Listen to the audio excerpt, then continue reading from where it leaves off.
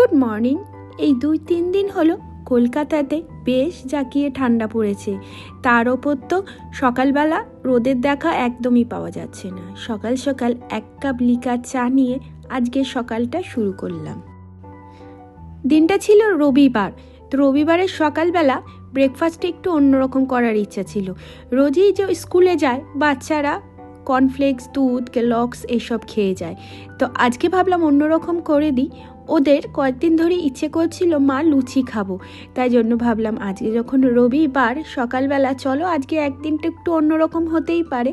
ওইদিকে একটু সাদা আলুর তরকারি করে দিয়েছি, বসিয়ে দিয়েছি টমেটো দিয়ে, আর এদিকে সাদা সাদা ফুলকো ফুলকো লুচি ভাজছি। এ দেখো টমেটো দিয়ে আলুর তরকারিও রেডি। আর ওদিকে কিন্তু ছেলে আর মেয়েরা কিন্তু ঘুম থেকে উঠে পড়ে ব্রাশ টাশ করে একদম রেডি। এদিকে আমার তার সাথে সাথে ব্রেকফাস্টও তৈরি হয়ে গেছে। চলো আজকে রবিবার দিনে ছুটির দিনে সকালের ব্রেকফাস্টটা ওদের সার্ভ করে দিই। গরম গরম লুচি আর আলুর তরকারি। দেখো ওরাও কিন্তু একেবারে রেডি।